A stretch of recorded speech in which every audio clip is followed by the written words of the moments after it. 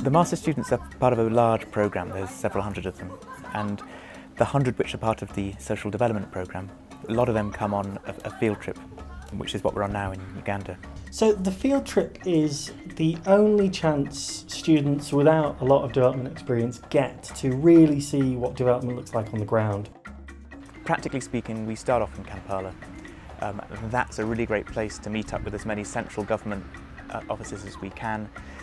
So Saturdays when we travel up country, Sundays when we also take a rest day, and we show them around a national park. But that sequence of starting off in Kampala, moving up country, and then for the rest of the week then going around to the individual projects, often in quite rural and relatively remote areas, that helps too, so that we can get a national level perspective and then see things playing out on the ground. So you often get very contrasting viewpoints. It's a patched schedule, but you get amazing access and you get to have one-to-one meetings with people very senior in government, and then you also get to speak to sort of really poor communities who haven't seen a government minister in their entire lives. So you get this amazing cross-section of development and the issues and the people.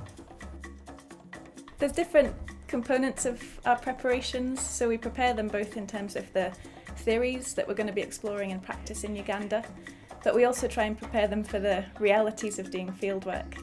That's limited in its effectiveness just because there are many things that you can't understand until you're confronted with them in the field. We do some really sort of in-depth preparation with students where they have to understand the issues before they arrive, develop research plans. We work with them on what are the best questions to be asking, how can they get the best information, so that when we're here, sort of ideally what happens is we almost step back. We create a situation in which the students can interact with Ugandans, and then it just happens.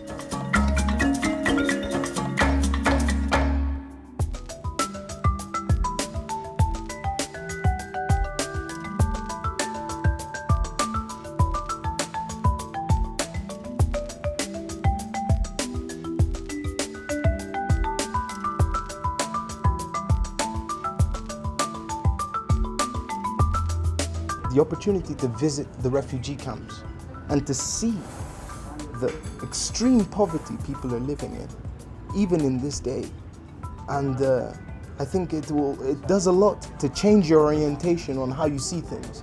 Talking to a 15-year-old girl yesterday about her experience with education and not having enough books and pens in order to go to class.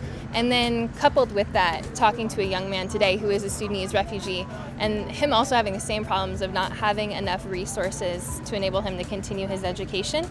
Both of those for me, since I'm interested in education and have really impacted me.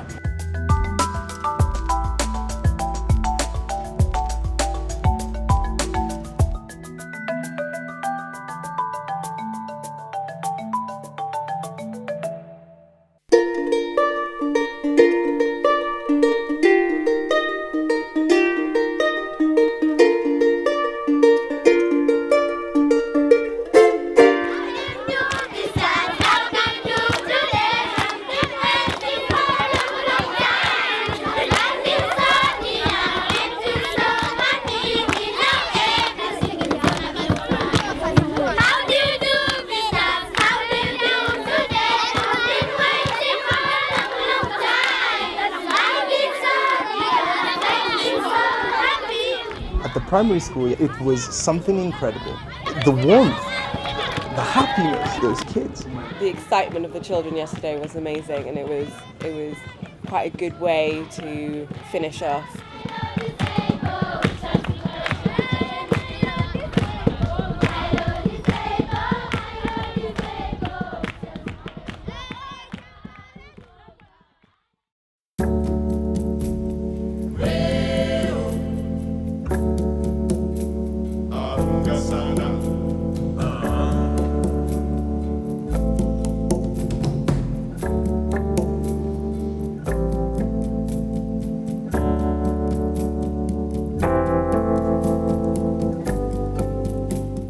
yes, we see children with disabilities and we have seen policies where you have to develop for them. And so being among them and seeing how they're living, it gives you a better insight as to how these policies can be written and what you need to take into consideration when writing such a policy. What I didn't realize is the amount of opportunities we were going to have to actually talk to people themselves, or what you would call as beneficiaries. It's actually much better than I thought it would be, because a lot of high-level people and a lot of different people have taken the time off to talk to us, even though we're only university students. But there's been a nice balance between being able to work and actually just experience the country. It was very interesting to have interviews with people from development agencies, federal government, district level government and local people, NGOs, and that gives you a very wide perspective. Students will always feel uncomfortable at certain points because some parts of what we look at down here are not comfortable. I mean, poverty is painful to watch. There's a reason why we feel motivated to respond to it and to do something about it. It's because we don't like to witness human suffering, right? That's why we're here. That's why we want to understand how to make this world a better place through development. This trip brings together essentially very privileged students with really very poor Ugandans. It starkly juxtaposes people who are on completely different life paths. The students don't like that. I don't think the Ugandans like it that much either. A lot of the actual experience of development day to day is learning to cope with that juxtaposition in a way which is respectful and honourable and effective and practical.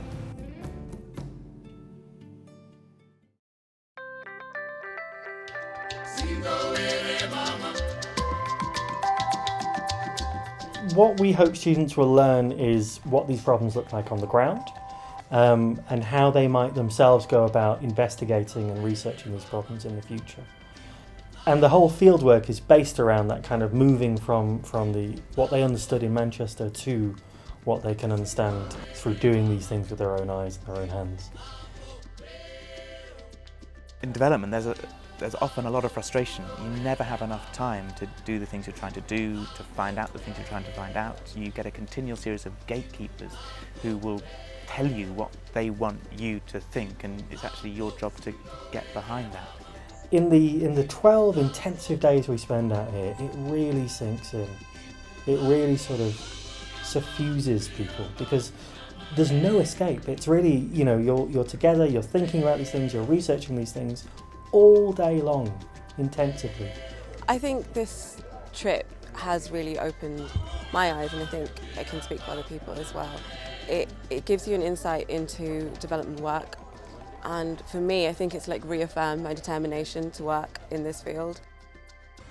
I was at Manchester University 3 years ago and doing the Environment and Development pathway, and I went on exactly the same trip during my course. The organisation that I now work for are based here.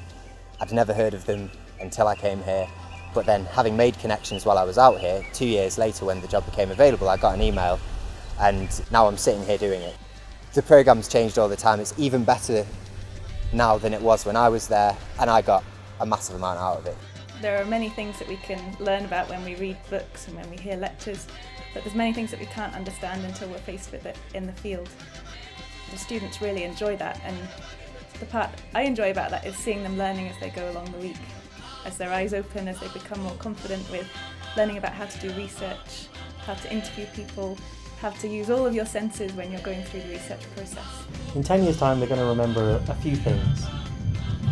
One of those things will definitely be fieldwork, because it's a really sort of intense process of learning, and they're just spending so much time together. This is where the sort of the understandings really sink in. It gets into your bones when you're out here.